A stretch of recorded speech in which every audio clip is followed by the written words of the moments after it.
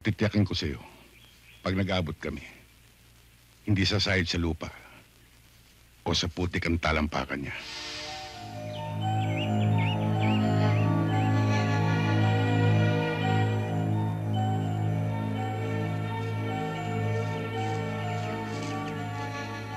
Tama palang tip sa atin. Dito pala sa maisan tinatago itong mga damo. Mautak talaga. Hindi mo nga naman iisiping plantation to. Kailangang may report natin agad dito sa opisina.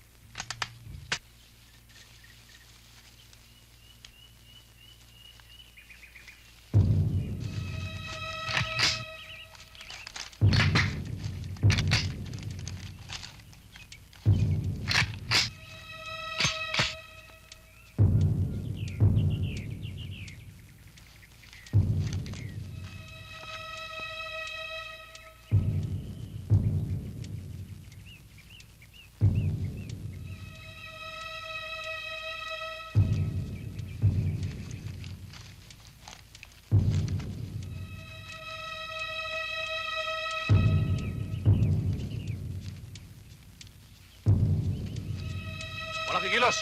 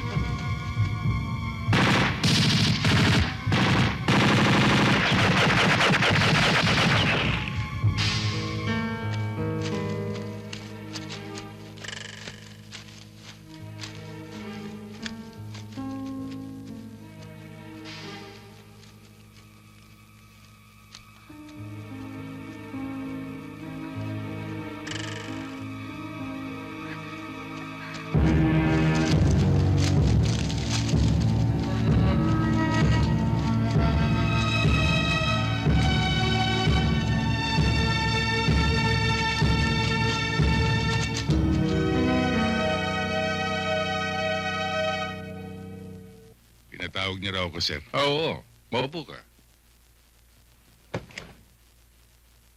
Well, I'd like to congratulate you and your men for a job well done in the Big Four case. Ngayon, napatunayan natin na nobody's untouchable, nobody's above the law. Salamat to, sir.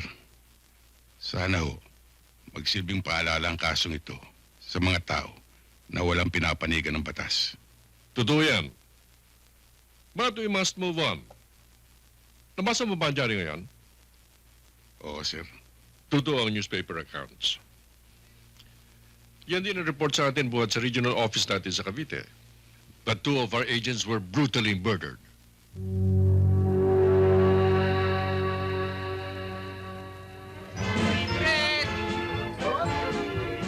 Mario! Bakta kayo! Libre! Sabi, isa nga pre-press. Ito, Malucio. Tingin nga.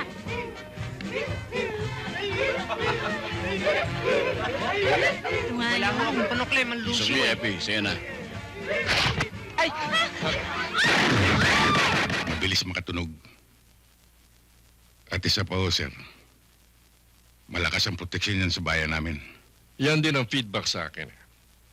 Kaya, napagdesisyonan ko na i-assign sa iyo ang kasong yon.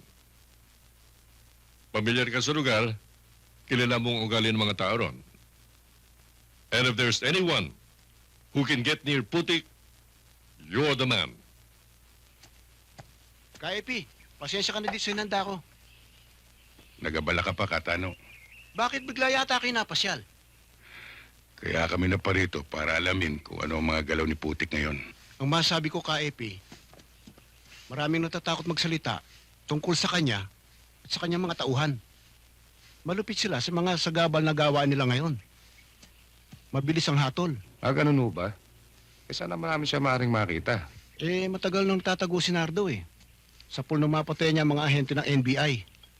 Natunugan niya siguro, hinahanap siya ng mga otoridad. Napagsabihan siguro ng padrino niya. Alam namin maraming politikong nagbibigay sa kanya ng proteksyon. Si Nardo maingat. Pero yung mga tauhan niya, ang lalakas ng loob. Lalo na yung si Emong.